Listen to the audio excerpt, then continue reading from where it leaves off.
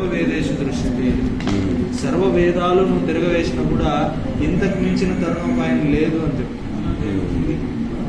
నాతరో పరతరోపాయ సర్వవేదేషు దృశ్యతే. నువ్వు సర్వవేదాలు చూడు, తిరగవేసి చూడు, ఇంతకు మించిన ఉపాయం దొరకదు. కాబట్టి ఆ శాస్త్రాలన్నీ కూడా చెప్తున్నాయి.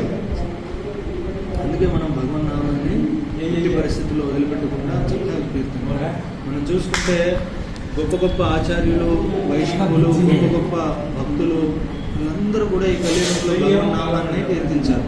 రామదాసు, అన్నమయ్య, త్యాగరాజు, మళ్ళీ మీరాబాయి కావచ్చు, అటువంటి మహారాష్ట్రలో తుకారాం, తులసిదాసు, చాలా మంది ఉన్నారు. ఇట్లా మళ్ళీ ఇట్లా ఉత్తర భారతంలో వెళ్తే కూడా ఉన్నారు.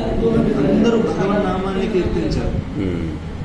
అంతేగాని వాళ్ళు ఎవరు యజ్ఞయాగాలు ఇవన్నీ చేయలేదు. కాబట్టి కృష్ణుడు భగవద్గీతలో కూడా చెప్తాడు, యజ్ఞానాం జపయజ్ఞమస్మి అంటాడు.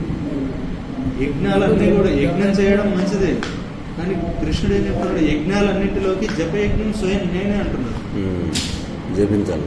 అందుకే ఎవరైతే భగవన్నామాన్ని జపం చేస్తారో, ఈ జపయజ్ఞాన్ని చేస్తారో, వాళ్ళు నేరుగా డైరెక్ట్ గా భగవంతుని సేవించారు. పశువులు చంపే యజ్ఞం ఏమి యజ్ఞం అది, ఇది జప యజ్ఞం. అప్పుడే ఖండించుకుంటూ జపయజ్ఞం చాలా ఉన్నతమైనది. జపయజ్ఞాన్ని నేను మళ్ళీ కృష్ణుడు చెప్తాడు, వ్రతాలలోకెల్లా మనం ఎన్నో వ్రతాలు చేస్తుంటాం. లక్ష్మీ వ్రతం అని అది ఇది చాలా రకాల వ్రతాలు చేస్తుంటాం. వ్రతాన ఏకాదశి వ్రతం, వ్రతాలలోకెల్లా ఏకాదశి వ్రతాన్ని నేను అంటాడు. 10వ అధ్యాయంలో భగవద్గీతలో ఎప్పుడైతే భగవంతుడు తన యొక్క విభూతుల్ని, విస్తారాలను గురించి బోధిస్తాడో, ఆయన ఒక్కొక్కరిలో జంతువుల్లో నేను మృగాన్ని, ఆ రకంగా అక్షరాలలో ఓంకారాన్ని, చాలా విషయాలు చెప్తాడు. అందులో చెప్తున్నాడు, వ్రతాలలో ఏకాదశి వ్రతాన్ని నేను, మాసాలలో కార్తీక మాసాన్ని నేను. అందుకే కార్తీక మాసానికి అంత విశిష్టత. వ్రతాలలోకెల్లా ఏకాదశి వ్రతం. చాలా మంది ఏకాదశి వ్రతాన్ని పట్టించుకోరు. కారణం, వాడికి డబ్బు కావాలి, వాడికి పదవి కావాలి, లేదంటే సంపదలు కావాలి, ఉన్నది కాకుండా ఇంకంత కావాలి.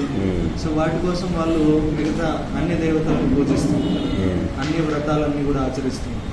కానీ ఎవరైతే భగవద్భక్తుడో, భగవంతుని చేరుకోవాలనుకుంటారో, ఈ భౌతికమైన సంపదలు లేదా భౌతిక జగత్తులో నాకు ఇది అవసరం లేదనుకుంటాడో, అటువంటి వాడు చక్కగా ఏకాదశి వ్రతాన్ని ఆచరిస్తే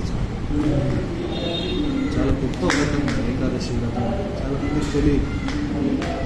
ఇంకా శాస్త్రాల్లో చెప్తారు, ఏకాదశి నాడు ఒక్క ధాన్యపు గింజ తింటే కూడా 1000 మంది బ్రాహ్మణుల్ని హత్య చేసిన పాపం వస్తుంది. బ్రహ్మహత్య పాతకం అనేది వస్తుంది. ధాన్యానికి సంబంధించింది ఏది కూడా తినకూడదు.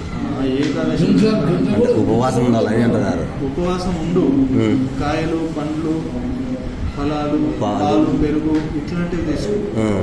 కానీ ధాన్యంతో కూడింది మొలకెత్తి కొన్ని